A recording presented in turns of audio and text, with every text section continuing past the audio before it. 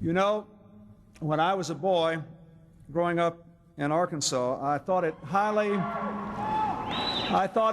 unlikely that I would ever become President of the United States. Perhaps the only thing even more unlikely was that I should ever have the opportunity to be cheered at the University of Texas.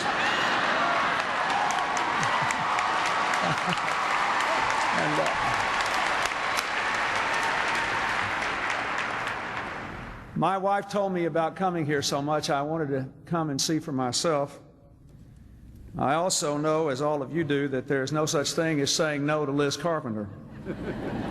I drug it out as long as I could just to hear a few more jokes.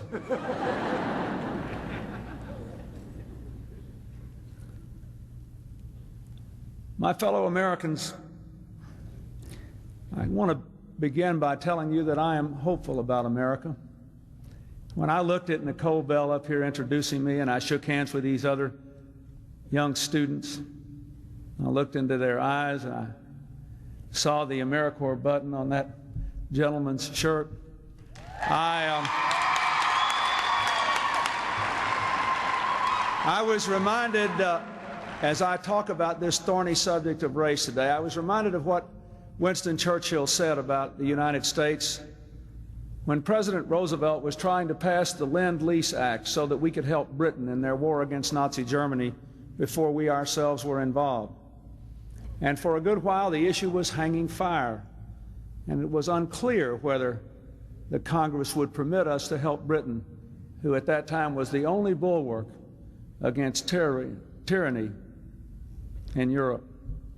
And Winston Churchill said, "I have great confidence in the judgment and the common sense of the American people and their leaders.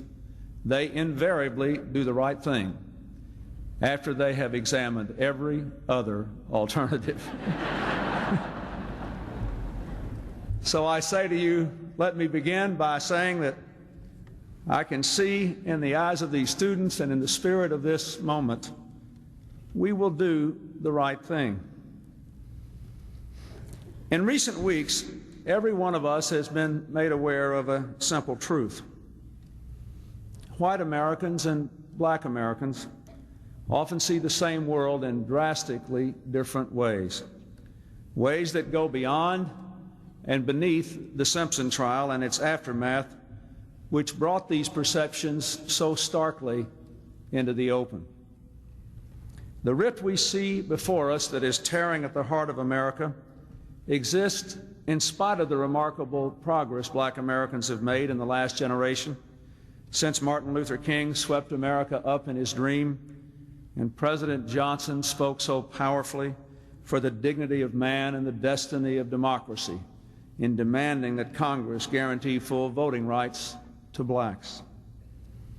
The rift between blacks and whites exists still in a very special way in America, in spite of the fact that we have become much more racially and ethnically diverse, and that Hispanic Americans, themselves no strangers to discrimination, are now almost 10% of our national population. The reasons for this divide are many.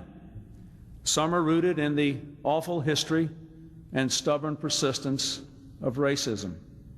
Some are rooted in the different ways we experience the threats of modern life to personal security, family values, and strong communities. Some are rooted in the fact that we still haven't learned to talk frankly, to listen carefully, and to work together across racial lines. Almost 30 years ago, Dr. Martin Luther King took his last march with sanitation workers in Memphis. They marched for dignity, equality, and economic justice.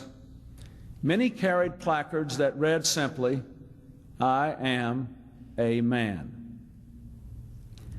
The throngs of men marching in Washington today, almost all of them, are doing so for the same stated reason.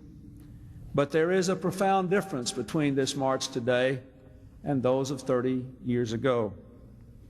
30 years ago, the marchers were demanding the dignity and opportunity they were due because in the face of terrible discrimination, they had worked hard, raised their children, paid their taxes, obeyed the laws, and fought our wars. Today we face a choice.